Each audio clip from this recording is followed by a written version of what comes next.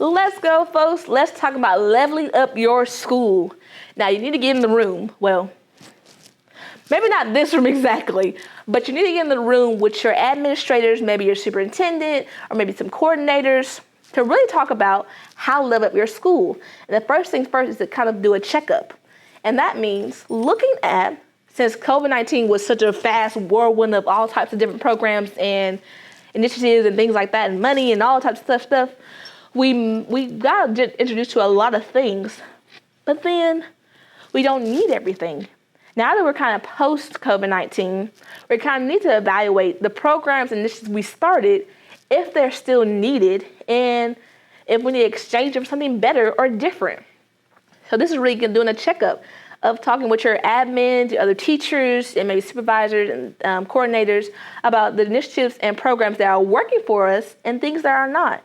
Really seeing that the things that the district has invested in or the school has invested in is really making a cash payout, far as meaning the result it has with students and the community. Is it working? Is it not working? Do parents understand? Do students understand? Or do you even use it? Some initiatives teachers have used, have been given to them, and they don't use them because they don't need them because maybe they found another program or something better. And so really looking as a whole of what is needed and what's not. And that hurt a little bit and also be a good time to share, to be honest about what works for your school and what doesn't. Because sometimes what works in the district and other districts within the district works well, but for your district and your school, your population, it doesn't work well at all. So you're seeing how you can become more effective and efficient with what you have in the school. The next thing we'll kind of be looking at is your LSMs. Like, what is that, Jordan? Learning management systems. So that's be like your Schoology, Blackboard, Google Classroom. Looking at as a school, how is that learning management system working, and what can be improved to make it a better experience for parents and for students? Now, with COVID-19, everyone threw everything online because you had to get on there, you had to do it, you got to do it, and it was needed, and we're just going for 2 years, just going because we didn't know there's no other way to do it. But now that we have a chance to kind of step back and really look at our online learning systems and platforms, we could see that maybe we may need to do a little bit of cleaning up, springing up, sprucing up, because it needs to be easy for parents and students to function with it. Teachers, we may know how to use it because we had to use it so frequently that we may not see the clutter that new users may see more than we do.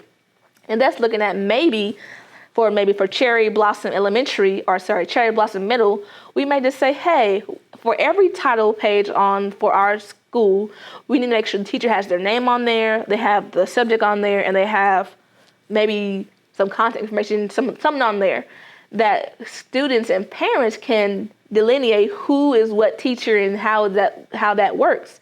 So it's easier to find. Or maybe when they log into our classroom, online classroom, we have it organized in first 9 weeks, second 9 weeks, third 9 weeks, fourth 9 weeks, and students go into those folders that way. So it's easier to find information when they're in school and when they're out of school. Really looking at that management system, how to improve it as a school and make it more effective for the community and the student. We also want to check on how parents and students can navigate the digital classrooms, the different apps you use. Like civics may use iCivics, we have iReady, we have Clever, we have different apps that we use.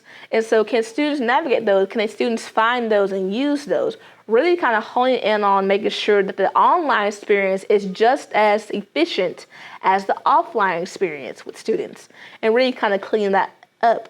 Also looking at teacher personal development. Do teachers need more training on how to use the online platform, how to use different online apps like maybe podcasting or doing video editing, Photoshop, Adobe Premiere, different things that teachers are seeing now that on the online space that's not so rushed will be best for student learning. And with that, parents can come on in and kind of be helped out along the way as teachers are getting educated more about how these educational practices and apps work to improve with the student and the parent. And that's one way to level up your schools when it comes to digital learning, so everyone can be a proper digital citizen in this digital economy. Now, that was a lot to go over, and that was so much fun and so much information about how the COVID-19 has impacted the digital divide, how we can help to mend that digital divide, and how we can also level up, not just as schools and just professionals, but as teachers, how to help level up our students to be great digital citizens and move on further along. Now, in the great words of Amanda Gorman, there is always light if only you are brave enough to see it. If only we are brave enough to be it.